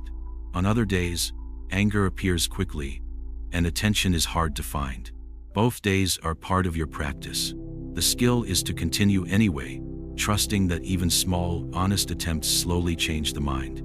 Sometimes it helps to join others in mindfulness. Friends, family, or even strangers can sit quietly together, each with their own inner voice, yet supported by the group. This is one reason why Zen temples are full of people sitting together in silence. The group shares the peace, just as people share laughter or music. Remember, you are not trying to stop feelings from coming. Instead, you create a safe place for them. You watch as anger rises and falls, like a wave on the ocean, without needing to shout, hide, or run away. If you notice anger after it explodes, Maybe you shouted or hurt someone. Use mindfulness then. 2. Pause. Feel the regret, the sadness without turning away. Breathe through it. Notice what happened inside you, what thoughts and feelings came. Use this as fuel for understanding, not more blame. Over time, the mind learns new, calmer patterns. When you practice mindfulness, you may discover moments of joy hidden in your day. The warmth of sunlight, the cool feel of water, the smile of a stranger, the simple rhythm of your breath. These are always here, hidden under layers of rushing and worry. Mindfulness helps you find them again. Sometimes, old anger or pain may show up during mindfulness. Memories, disappointments, unfairness. When they do, greet them kindly. Remind yourself, this too is part of my life. I can hold it gently. If you feel overwhelmed, open your eyes, take a deeper breath, move your body or talk to a friend. Mindfulness is never force. It's gentle, growing at your pace. As you end each practice, thank yourself. Even 5 breaths of honest attention is an act of care. There is a Zen story of a young student who asked his teacher, "What is enlightenment?" The teacher replied, "When hungry, eat. When tired, rest." Mindfulness is no mystery. It is living life awake, one moment at a time. When anger or trouble appears, use your practice. Pause, listen, breathe, wait. Even if you still feel angry, you have already begun to change. The old fire does not burn so hot. The mind does not run so wild. Carry these small practices with you. Let mindfulness become your quiet friend, by your side through calm and storm. In the next part, we will look at how Buddhist monks and others have used mindfulness in real life, with stories to inspire and guide you. For now, remember, mindfulness is not for perfect people. It's for ordinary people, trying each day to live with more understanding and peace. Just like you. Settle your mind, dear friend, and come sit beside me under this gentle sky. We've wandered together through understanding anger, practicing mindfulness, seeing the habits that pull us, and learning about compassion. Now let us open our hearts to something that brings all these teachings to life. Real stories, humble, honest examples from Buddhist monks and people just like you, who faced anger but chose a different way. Let's picture a young monk named Tenzin, living in a mountain monastery. Life in his home was not always peaceful. Chores were many, rules were strict, and sometimes words turned sharp. One cold morning, Tenzin spilled tea on an older monk's robe by accident. The elder scolded him, his words harsh. Tenzin's face burned with embarrassment. He wanted to answer back, to defend himself. But Tenzin remembered, if I react with anger, the hurt grows stronger. So he bowed his head, paused, and said softly, "I am sorry, I did not mean harm." The elder, expecting a fight, was surprised by Tenzin's calm. His own anger faded. Later, he apologized and they became friends. In this way, Tenzin learned that meeting anger with gentleness can change even hard moments. Another story comes from a senior monk named Sister Mai. In her village, she was known for her bright laughter. But as a child, Sister Mai was quick to anger.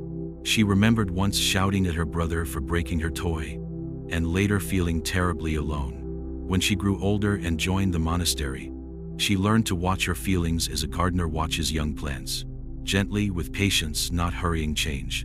Through many seasons, Sister Mai practiced catching anger early, the first spark, and breathing deeply. When new monks came to her feeling upset, she listened first, spoke softly, and helped them find calm inside themselves. Her habit of pausing, watching, accepting, became her strongest teaching, more powerful than strict discipline or harsh words. A different monk, Brother Han, shared a story from meditation retreat. There was a rule: silence at meals. But a visiting guest was noisy, making others upset. Some monks felt angry. Why doesn't he respect our rule? Brother Han noticed his own irritation rising. He decided to use the moment as practice. Instead of frowning or correcting the guest, he silently wished peace for the noisy man. May you feel at home. May you feel accepted. Within days, the guest sensed the warmth, settled down, and began to eat more quietly. feeling no scolding but much belonging. Sometimes stories come from outside the monastery. In a busy city lived a bus driver named Mr. Lee. Mr. Lee drove the same route every day. Passengers were often impatient, late, sometimes rude. At first, Mr. Lee would shout back or slam the brakes to show his anger. But after attending a Buddhist talk, he started an experiment. Whenever he felt anger, he gripped the steering wheel and silently counted 10 breaths before responding. Over weeks, he noticed his anger melting. One day, a passenger insulted him for a late bus. Mr. Lee breathed, listened, and said gently, "Sorry for your trouble." The passenger's frown turned to surprise, then softened. Others on the bus noticed and became kinder too. Mr. Lee's tiny effort changed not only himself, but his whole bus. A famous Zen master, Thich Nhat Hanh, once told the story of facing police officers during protests. The officers were frightened, angry, pushing the monks with sticks. Many would react with fear or anger, but Thich Nhat Hanh taught his students to stand still, breathe deeply, and look at the police with compassion, seeing that the officers' harshness came from fear inside themselves. When you respond with peace, sometimes even the hardest face grows soft, he said. Later, some officers even apologized, saying they felt seen for the first time. Not all stories are about great public moments. Sometimes true courage shows in daily, private struggles. Sister Lan, a kitchen helper in a small temple, often became angry with the cook who criticized her chopping. At first, Sister Lan avoided the kitchen, holding her anger inside. But one morning, she remembered a teacher's words: to dissolve anger, serve with extra care. So, she began to chop vegetables with more attention, wishing happiness for the cook as she worked.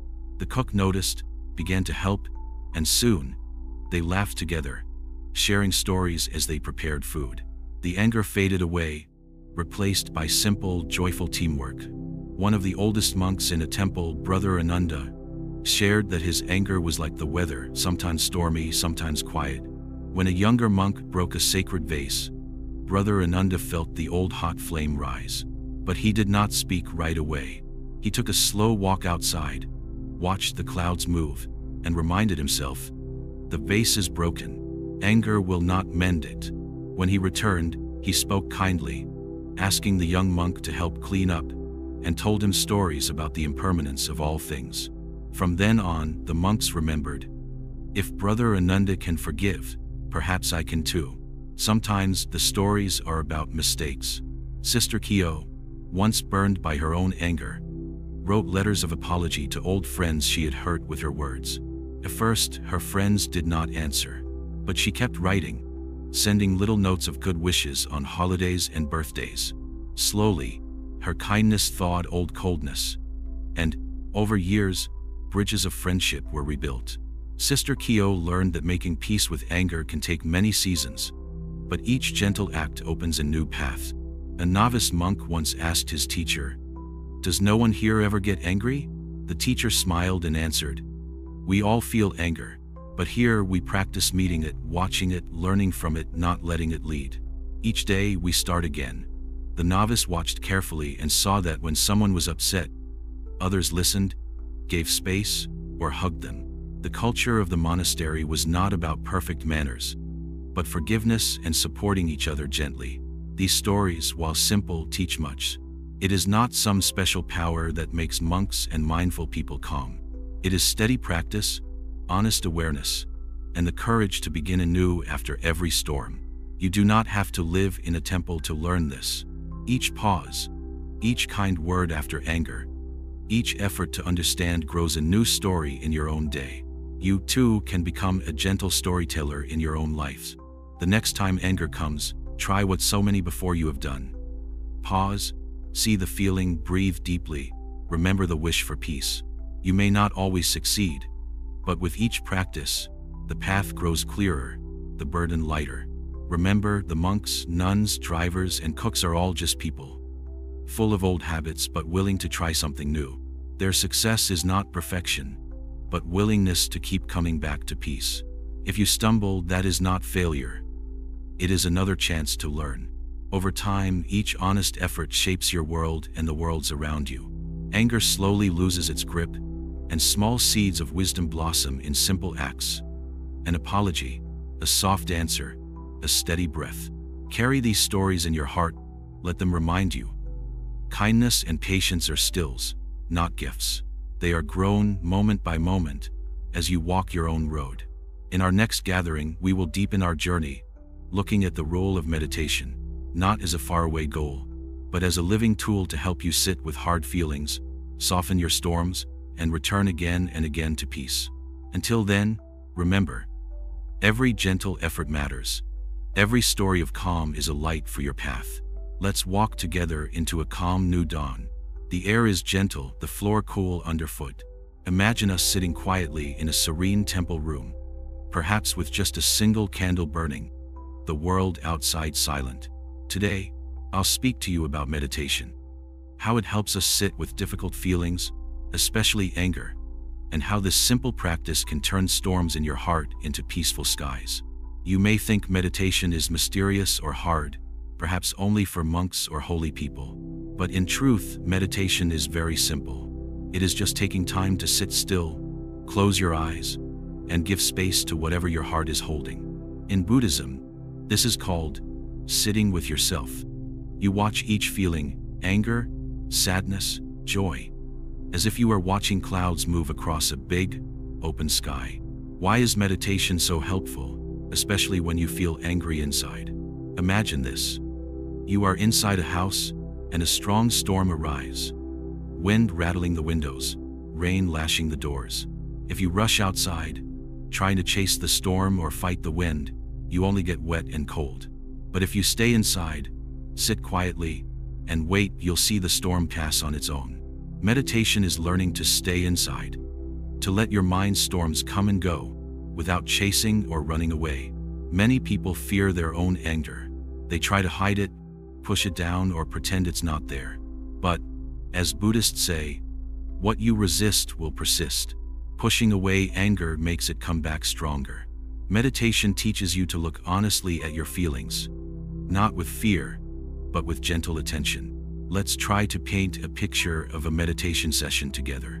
You come into a quiet room. You sit cross-legged or on a chair. Your hands rest comfortably, on your knees, in your lap, however feels easy. You close your eyes or soften your gaze.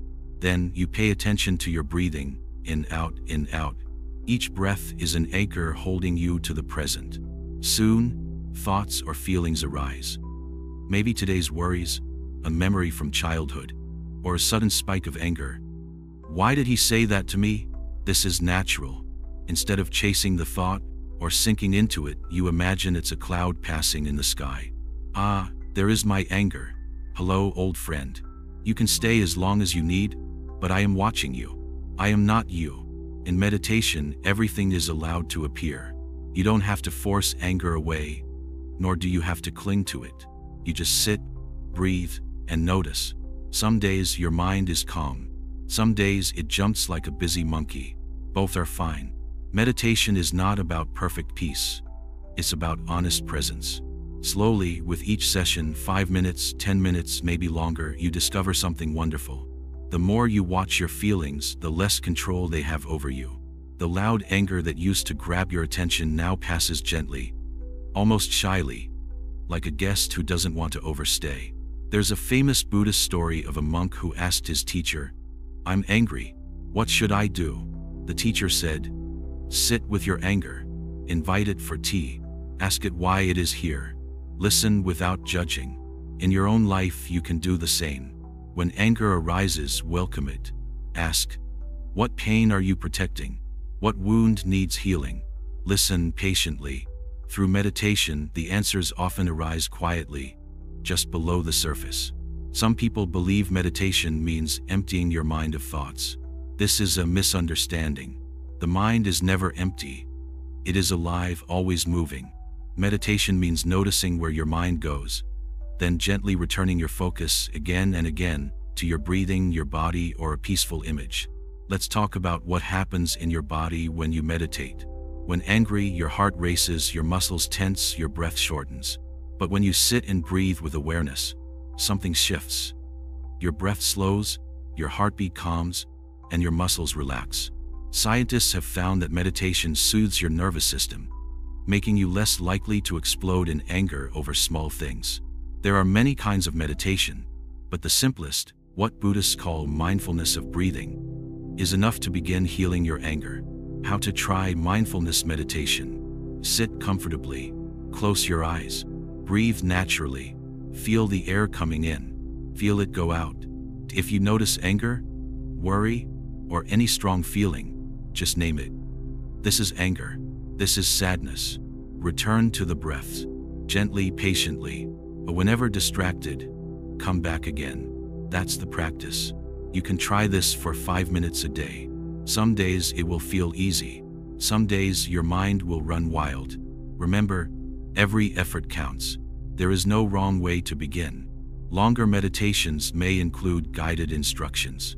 Some temples ring a bell every few minutes, reminding everyone to return to the breath. You can find recordings, or simply use the sound of your own heartbeat as your bell. Sometimes, meditating people feel a strong surge of old anger or pain. Memories, old grudges, past hurts. This is a sign that the mind is settling and old feelings are rising. Do not be frightened. Just watch, breathe, and know, I am strong enough to feel this. I do not have to act on it. Over time, these old feelings lose their sharp teeth and pass away. Meditation also helps you grow patience and understanding, not just for yourself but for others. When you see your own anger, you begin to understand the anger in others. When you realize that anger is just a passing cloud, you learn not to take others' harsh words personally. Compassion grows quietly, like a seed in spring. Some Buddhist teachers compare meditation to washing a dusty window. At first, you only smear the dirt, but with steady practice, the window grows clearer. At last, you see the world and yourself with gentle kindness. Let's add a story from a real monk, collected in temples across the world. Monks are not immune to anger. The life of a monk is full of small annoyances, the same as ordinary life. One monk, Brother Min, admitted that while meditating beside others, he would become irritated at small sounds. Someone sniffing, scratching, even breathing too loud. First, these noises drove him mad. But instead of escaping the hall or blaming others, he used his irritation as a focus.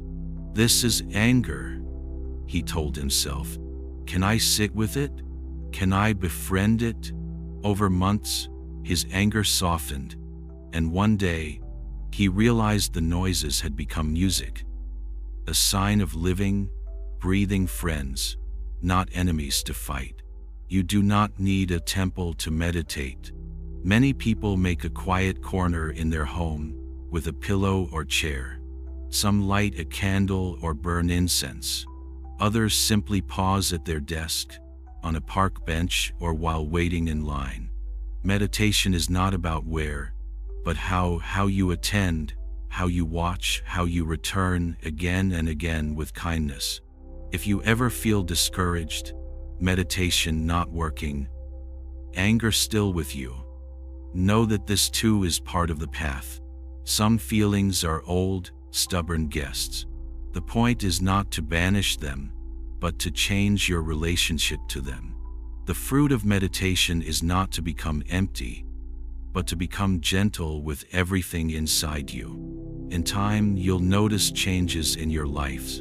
You pause more before reacting. You respond rather than explode. Words come softer. Misunderstandings heal faster. Laughter visits more often. And even your struggles become lighter. Long ago, the Buddha said, as a lake grows calm, the mud settles, and its water becomes clear.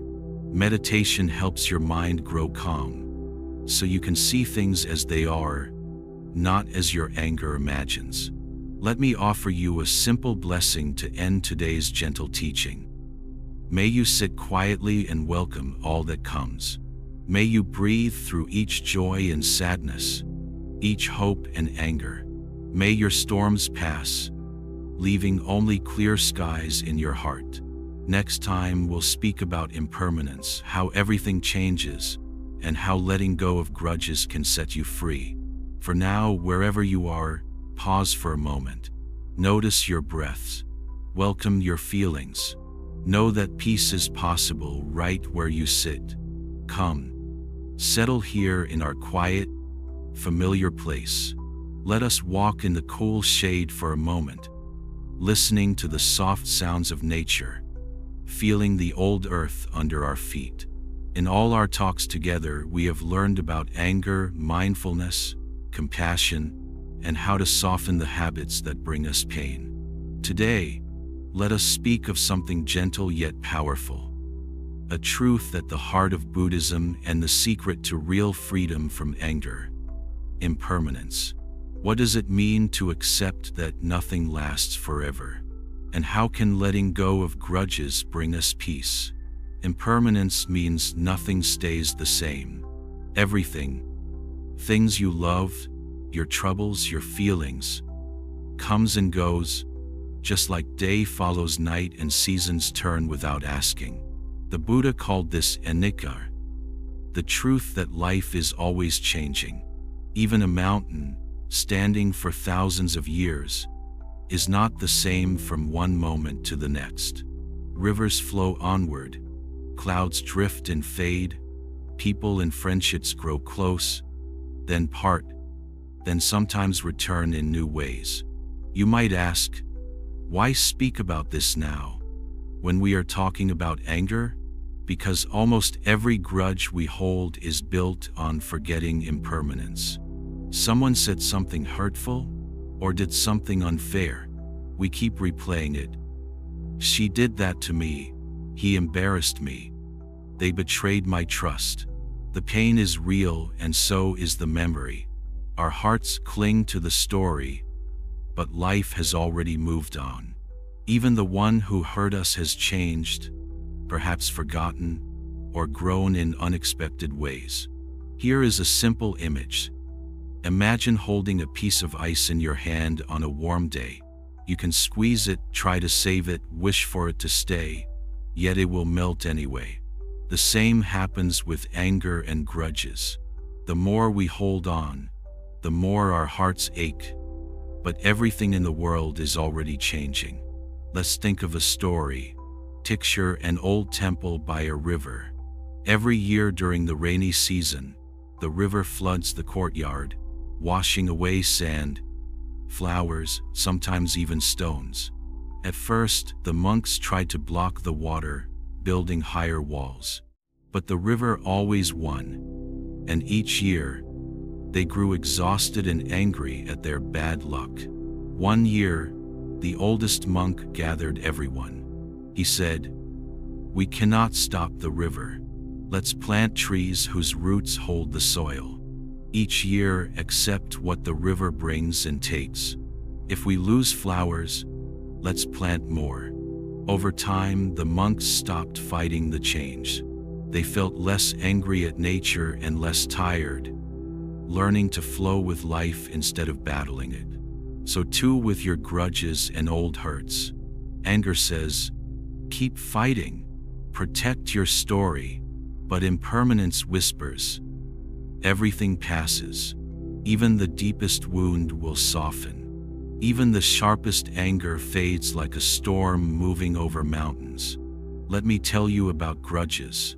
These are old hurts carried day after day, year after year. Sometimes we do not even know we are holding them. They live in our bodies as stiffness, our stomach as worry, our words as sharp replies, our dreams as restlessness. Each time we remember the old injury, our heart tightens and the wound feels new again. We think we are punishing the person who hurt us, but really we are just locking ourselves in a room with our anger. Buddhism teaches, holding on to anger is like drinking poison and expecting the other person to fall ill. The pain is real, but freedom comes from letting go. Is it easy? No. Is it possible? Always, if you are willing to move with the flow of life. Let us try a gentle practice now. Close your eyes. Think of someone who upset you. Notice how your body feels, the clench in your jaw, maybe the ache behind your eyes. Say to yourself, this pain is already changing. It is not my forever. Imagine the anger as a handful of ash, tight in your palm. What happens if you open your fingers? The wind carries it away. Even if the memory returns tomorrow, you can let go again and again.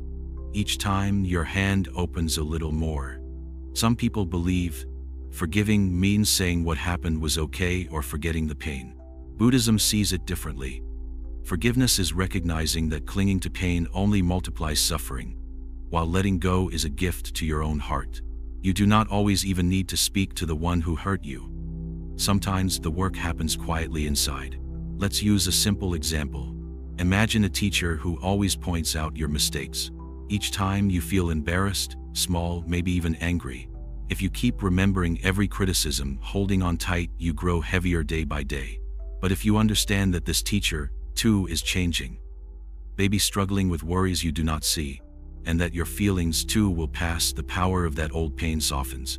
You respond kindly, and in time, perhaps even the teacher becomes more gentle. We see impermanence all around us, but we often ignore its lesson.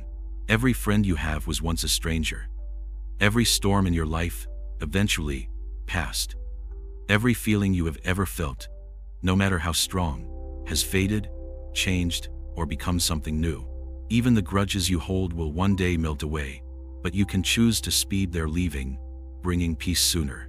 This does not mean you must welcome hurt, accept injustice, or pretend nothing happened. It means you choose not to let the past steal your present. You keep learning, keep growing, keep finding gentle ways forward, even when bruised. Sometimes, to let go of a grudge, you must see the full picture.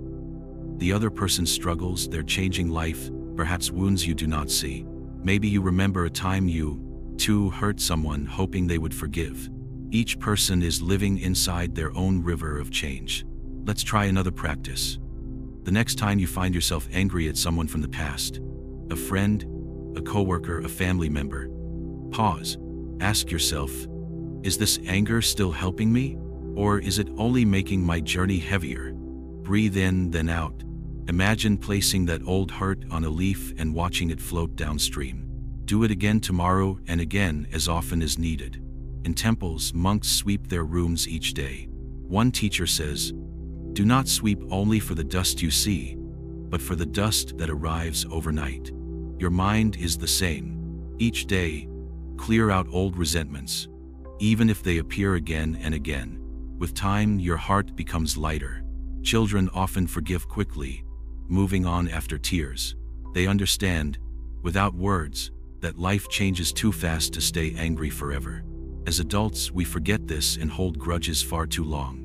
But you can practice beginner's mind, becoming like a child again, letting anger come and go like summer rain.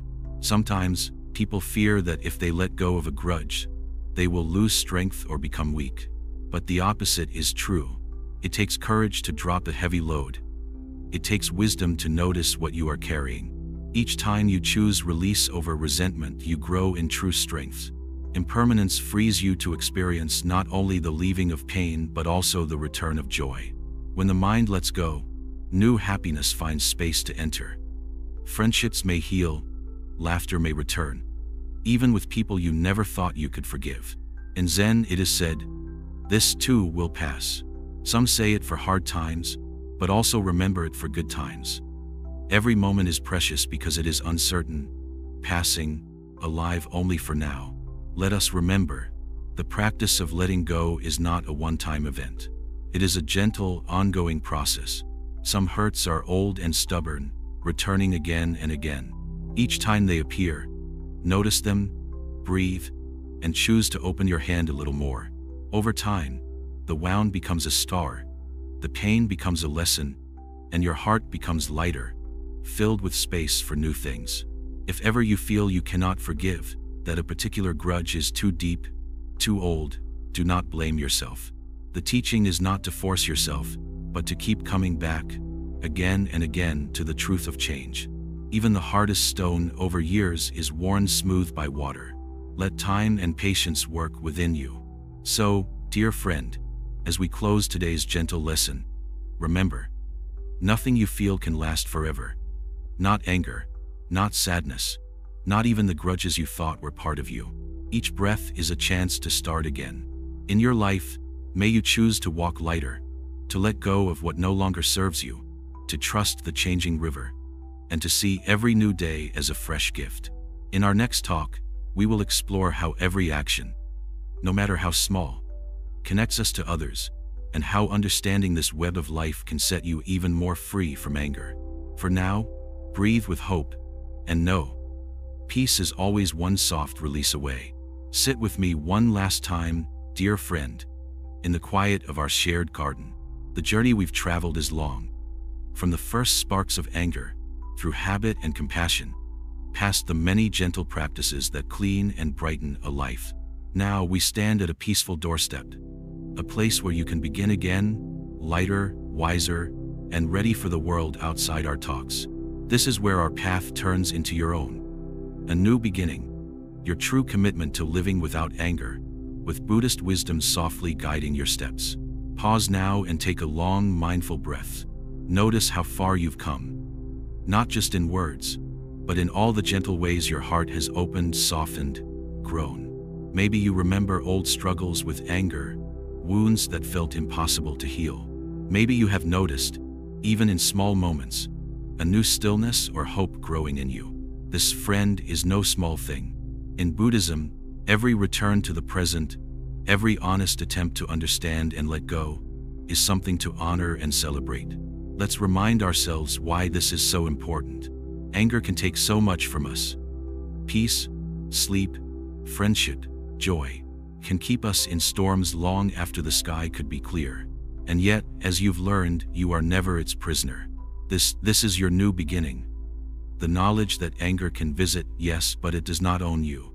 You have the power to notice it, breathe with it, and gently choose a different way. What does it mean to make a commitment to a life beyond anger? It's not a vow to be perfect. No one, not even enlightened monks, is stone calm every day. Your promise is kinder and more real. To keep practicing awareness, to greet each feeling with honesty and compassion, to use the tools of mindfulness, forgiveness, and equanimity as your gentle companions. Think of yourself as a gardener, not of someone else's land, but your own heart. Some days, weeds reappear. Old habits, sharp words, feelings you thought had left for good. But you do not despair. You notice, you gently pull the weeds, remembering that the flowers of kindness, patience, and laughter always wait beneath. Perhaps you fear slipping, losing your way, or feeling anger return in a strong wave. Know this, each time you begin again is a true victory. As Buddhist teachers say, falling 7 times, standing up 8. The path is not a straight line but a spiral. Each round brings you new understanding, deeper roots. Let's talk softly about how to keep this journey alive. 1. Start each day anew. As the sun rises, pause before the rush. Breathe. Let yourself remember, today, I choose patience, I choose to notice, I choose to walk in calm steps. If you stumble, your next breath is always a new beginning. 2. End each day with reflection. Before sleep, take a quiet moment. Remember what made you proud, what challenged you, where you felt joy, or where you struggled. No judgment. Offer yourself a silent bow. I am still learning. Thank you, life, for each lesson. 3. Forgive again and again. Grudges are heavy. Set them down as often as you remember, even if they return later. Remember the lessons about impermanence. No feeling lasts forever. Each letting go frees you for something lighter. 4. Stay connected. Don't try to be an island. Return to your sangha, your friends, your family, the ones who support your journey. Ask for help, share your story, and support others when you can. 5. practice little joys. Let laughter, gratitude, and wonder into your days. Each smile is a shield against old anger. Each thank you opens space for new peace. 6. Be kind to yourself.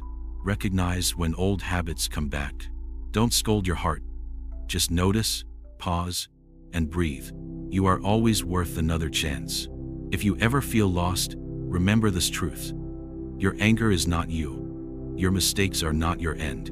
And each breath is an invitation to peace.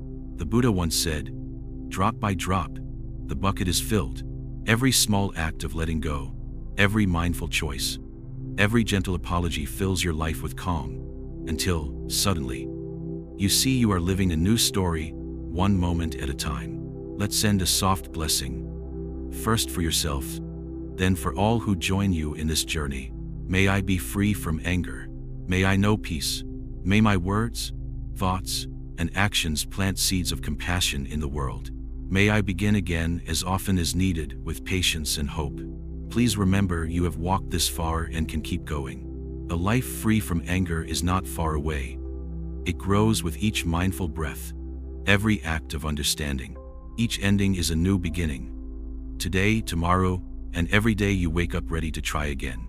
If you found comfort, truth, or spark in these teachings, I gently ask for your help to keep this garden of wisdom growing. There are so many views on this channel, but only 0.2% subscribed. So please, like, comment, share, and subscribe to our channel, Wisdom Woven. Your support plants seeds of calm in every corner of the world. May we keep walking together now and always. Let your first step into this new beginning be gentle, brave, and open. Anger may knock, but now you know how to greet it, learn from it, and let it pass. Go forward lightly, carrying the sunlight of Buddhist wisdom wherever you go. The garden is yours, the path wide open. Breathe in hope, breathe out peace. This is your new beginning.